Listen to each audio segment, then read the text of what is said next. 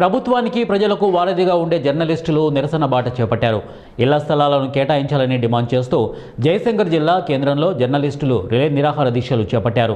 చాలీచాలని వేతనాలతో ఆరోగ్యాన్ని సైతం లెక్క చేయకుండా అనేక కష్టాలను ఎదుర్కొంటూ మీడియాలో కొనసాగుతున్న జర్నలిస్టులు కనీసం తమకు ఉండేందుకు గూడు కావాలనే ఆవేదనతో రోడ్డెక్కారు.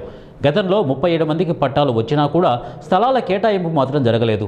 అనేకసార్లు అధికారులు ప్రజాప్రతినిధుల చుట్టూ తిరుగుతున్నా కాలయాపన చేస్తున్నారే తప్ప తమకు ఇళ్ల స్థలాలను మాత్రం కేటాయించడం లేదని నిరసిస్తూ జయశంకర్ భూపాలపల్లి జిల్లా కేంద్రంలో జర్నలిస్టులు చేపట్టిన రిలే నిరాహార దీక్షలు 2వ రోజుకు చేరుకున్నాయి.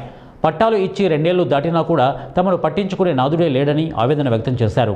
ఇప్పటికైనా ప్రజాప్రతినిధులు, అధికారులు స్పందించి తమకు ఇచ్చిన పట్టాలకు ఇళ్ల స్థలాలను కేటాయించాలని డిమాండ్ చేశారు. జర్నలిస్టుల రిలే నిరాహార దీక్షలకు శాసనమండలి ప్రతిపక్ష నేత సిరికొండ మధుసూదనాచారి మద్దతు పలికారు. జర్నలిస్టులు గొంతమ్మ కోరికలు కోరడం లేదని, వృత్తి ధర్మాన్ని నమ్ముకొని సమాజానికి సేవ చేస్తున్న జర్నలిస్టులు దీక్షలకు దిగడం బాధాకరమని, జర్నలిస్టుల సమస్యలే పరిష్కారం కాకపోతే సామాన్యుల కష్టాలు ఎలా తీర్తాయని ప్రశ్నలు ఉత్పన్నమవుతాయని, వెంటనే అధికారులు, ప్రజాప్రతినిధులు మానవతా దృక్పథంతో ఆలోచన చేసి జర్నలిస్టులకు ఇళ్ల స్థలాలు కేటాయించాలని వారన్నారు. కలెక్టర్ గారు తక్షణమే స్పందించి ఈ విలేకరుల ధర్నాను విరమింపజేసి వాళ్ళను చర్చలకు పిలిచి ఒక సామరస్యపూర్వకమైనటువంటి పరిష్కారాన్ని చూపించాలని నేను వారికి సూచన చేస్తా ఉన్నా. స్టేక్ హోల్డర్స్ మధ్య కన్ఫ్యూజన్స్ ఉంటే అందరినీ కూడా పిలిచి ఏ సమస్యకైనా పరిష్కారం ఉండకపోదు. ఇది వీళ్ళు కోరుతున్నటువంటి కోరిక గొంతమ్మ కోరిక కాదు.